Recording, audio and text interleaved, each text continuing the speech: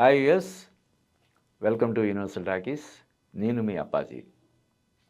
తన సినిమాల్ని ప్రమోట్ చేసుకోవడంలో దర్శకుడు అనిల్ రావిపూడి ఎంతటి సిద్ధహస్తుడో మనం ప్రత్యేకించి చెప్పాల్సినటువంటి అవసరం లేదు. అంటే అంతకుముందు కూడా ఆయన తన సినిమాల్ని ప్రత్యేకమైనటువంటి ఆహ్, స్టైల్‌లో ప్రమోట్ చేసుకున్నప్పటికీ, సంక్రాంతికి వస్తున్నాం సినిమా తర్వాత ఆయన వే ఆఫ్ పబ్లిసిటీ అనేది పూర్తిగా మారిపోయింది. అంటే ఈ సోషల్ మీడియాని ఎలాగ యూజ్ చేసుకోవాలి అన్నది కూడా ఆయన అందులో మాస్టర్ సాధించినట్టుగా మనకి అనిపిస్తది.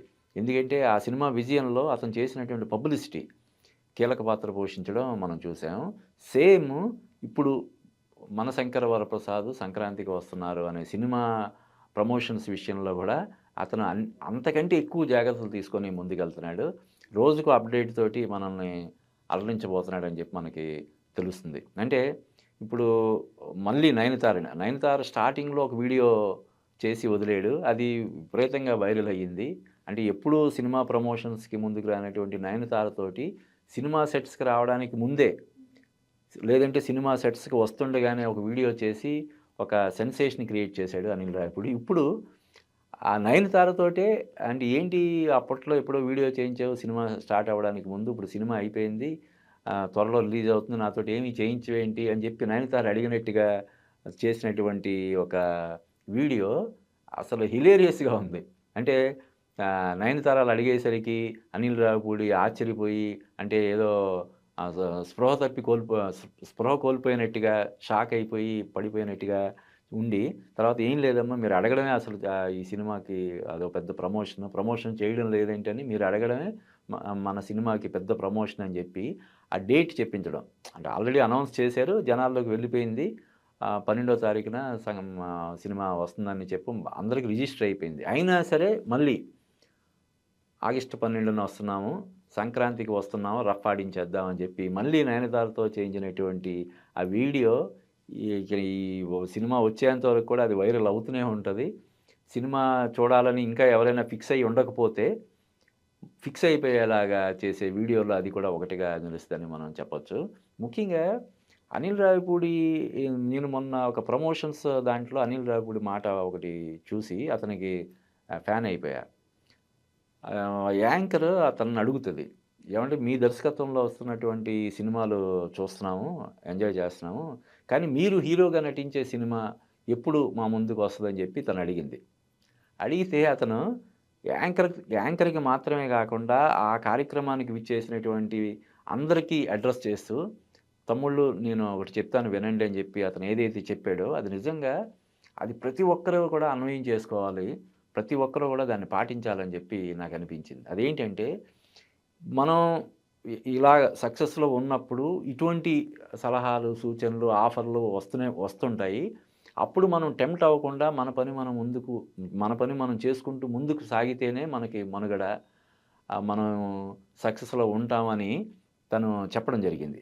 డెఫినెట్‌గా ఇప్పుడు అతను కొన్ని రియాలిటీ షోస్ చేస్తున్నాడు. అలాగే తను ఒక ఆర్టిస్ట్ లాగే కొన్ని వీడియోలు, స్కిట్స్ అవి చేస్తున్నాడు. అంతకుముందు కూడా కొన్ని సందర్భాల్లో చెప్పాడు. డైరెక్టర్‌గా నేను ఇంకా ఇదయిపోయింది. నాలో ఉన్న ఇది అయిపోయింది. నా దగ్గరున్న కథలయిపోయినియి అన్నప్పుడు నేను యాక్టింగ్ వైపు టర్న్ తీసుకుంటాను. యాక్టర్‌గా కొనసాగుతానని అంతకుముందు చెప్పాడు. ఇప్పుడు అతను కొంచెం స్టైలిష్‌గా ప్రమోషన్స్ వాటికి వస్తున్నాడు. కొన్ని అంటే ఆయనకి త ఉన్న అనుబంధాన్ని దృష్టిలో పెట్టుకొని ఇప్పుడు 'శంబాల' సినిమా ప్రమోషన్స్‌కొచ్చాడు. సాయి కుమార్ గారితోటి తనకున్నటువంటి అనుబంధాన్ని దృష్టిలో పెట్టుకొని. అలాగే మిగతా డైరెక్టర్స్ ఎవరైనా సరే, మిగతా డైరెక్టర్స్‌తో గానీ, హీరోలతో కానీ ఇప్పుడు ఈవెన్ 'నవదీప్' సినిమా గురించి కూడా 'నవదీప్‌తో' అంటే ఆయన 'నవదీప్' సినిమా 'గౌతమ్ ఎస్.ఎస్' అనే సినిమాకి తోటి అతను అసిస్టెంట్ డైరెక్టర్‌గా తన కెరీర్ స్టార్ట్ చేశాడంట. 'నవదీప్‌తో' తనకున్నటువంటి ఆ అనుబంధాన్ని అప్పటినుంచే ఉన్న అనుబంధాన్ని దృష్టిలో పెట్టుకొని మొన్న ఒక సినిమా ప్రమోషన్స్‌కి రావడం జరిగింది. ఇలాగా ఓ పక్క అంటే చెప్పొచ్చు. ఈ సినిమా ఇప్పుడు ఇంకా 10 రోజులు గూడా లేదు. ఆ సినిమా పోస్ట్ ప్రొడక్షన్ వర్క్‌లో కొంచెం బిజీగా ఉన్నాను. ఏమనుకోవద్దని చెప్పొచ్చు. ఎవ్వరు ఏమనుకోరు. ఎందుకంటే తెలుసు కాబట్టి. ఇంకో 10 రోజుల్లో, 15 రోజుల్లో సినిమా వస్తుందంటే, ఆ సినిమా డైరెక్టర్‌ని పైగా అది ఏం చిన్న సినిమా గాదు. మెగాస్టారు వెంకటేష్ ఇద్దరు కాంబినేషన్‌లో వస్తున్నటువంటి సినిమా. ఆహ్, చెప్పి చెప్తే కూడా ఎవరు కూడా దాన్ని ఇదిగా నెగెటివ్‌గా తీసుకోరు.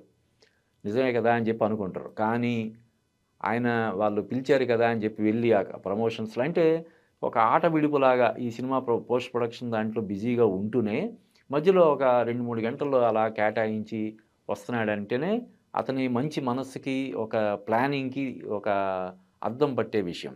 అలాగే ఇందాక చెప్పిన మాటలో అతను చెప్పాడని ఇప్పుడు అతను చెప్పిన మాటలు ఏవైతే ఉన్నాయో, అది నిజంగా ఒక మనిషికి ఉండాల్సినటువంటి సెల్ఫ్ అసెస్‌మెంట్.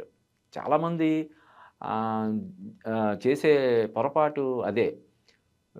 వరుస విజయాలతోటి ముందుకెళ్తున్నప్పుడు ఇంక మనకు తిరుగులేదు అని కొంచెం సైడ్ ట్రాక్ తీసుకొని వేరే రంగంలోకో లేదంటే వేరే క్రాఫ్ట్‌లోకి కూడా వెళ్ళి ఇబ్బందులు పడుతున్న వాళ్ళని మనం కొంతమంది చూస్తున్నాం. ప్రత్యేకించి పేర్లు చెప్పడం ఎందుకులే గానీ, అలాగా డైరెక్టర్‌గా బ్రహ్మాండమైనటువంటి సక్సెస్‌లో ఉన్న వాళ్ళు వేరే దాంట్లోకి వెళ్ళి ఇబ్బంది పడడం అది మనం చూసాం. అంటే అలా అని చెప్పి అలా సక్సెస్ అయిన వాళ్ళు గూడా చాలామందున్నారు. ఇప్పుడు దాసనారాయణరావు గారున్నారు. ఆయన దర్శకుడిగా సక్సెస్సు, ఆర్టిస్ట్‌గా సక్సెస్సు, ప్రొడ్యూసర్‌గా ఇలాగా పత్రికా రంగంలో కూడా వచ్చి ఆయన సంచలనం సృష్టించాడు. ఉదయం పేపర్‌తోటి రాజకీయాల్లో వచ్చి సంచలనం సృష్టించాడు. ఏకంగా కేంద్ర మంత్రి కాగలిగారు. కాబట్టి కొంతమంది అసాధారణటువంటి విజయాలు సాధిస్తుంటారు. ఏ రంగంలోకి వెళ్ళినా గూడా ఆ రంగంలో తమదైన ముద్ర వేసి ఇది చేయగలుగుతారు. కానీ అది అందరికీ వర్తించకపోవచ్చు. చాలా అరుదుగా ఒక మామూలుగా దర్శకుడు అవ్వడం అంటేనే కోట్లాది మందిలో ఒకళ్ళకి జరిగే ఇది. దర్శకత్వంతో పాటు వేరే ఒక నటుడిగా లేకపోతే ఇంకొక ప్రొడ్యూసర్‌గా మరోటి సక్సెస్ అయిన వాళ్ళు గూడా కొంతమందుంటారు. కానీ అని ఏదైతే అనిల్ రావిపూడి చెప్పాడో, మనం ఇటువంటి పరిస్థితుల్లోనే మనం చాలా బ్యాలెన్స్‌డ్‌గా ఉండాలి. ఇప్పుడు చాలామంది అనిల్ రావిపూడిది అయితే ఈ సబ్జెక్ట్ కరెక్ట్‌గా సూట్ అవుతాడని చెప్పి కొంతమంది అప్రోచ్ కూడా అవుతారు. కానీ తను అలా చెప్పడం ద్వారా అటువంటి ఆలోచన నాకు లేదు. ప్రస్తుతానికైతే నా మొత్తం ఫోకస్ అంతా దర్శకత్వం మీదే. నటుడిగా అవ్వడం గానీ, లేదంటే హీరో అవ్వడం గానీ, మరోటి నాకు అటువంటి ఇంట్రెస్ట్ లేదని అతను చెప్పకుండానే చెప్పాడు. కానీ బ్యాక్ ఎండ్‌లో అతనికి ఒక ప్లాన్ ఉంది.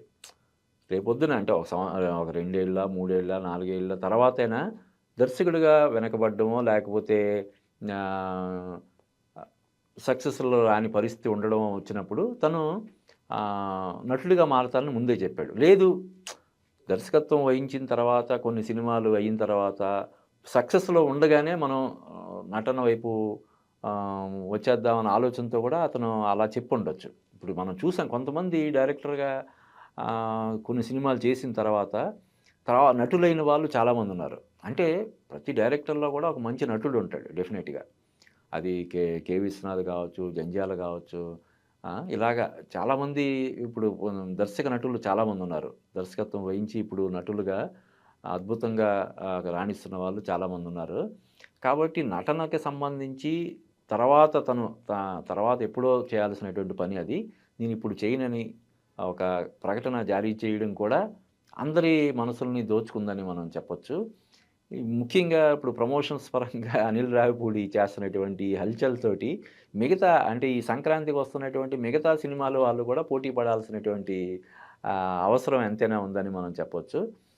ఇప్పుడు 'నయనతార' అంటే ప్రమోషన్స్‌కి ముందుకు రాని 'నయనతారనే' ఒప్పించి సినిమాకి ప్రమోషన్స్ చేయిస్తున్నాడంటే, ప్రమోషన్ అంటే ఉత్సాహం చూపించే ఇంకా 'మెగాస్టార్' తోటి, 'వెంకటేష్' తోటి రాబోయే రోజుల్లో ఇంకా 12 రోజులుంది కాబట్టి, ఇంకా ఎటువంటి అద్భుతాలు, వినోదాలు ఆయన ఆవిష్కరిస్తాడో మనం చూడాలి.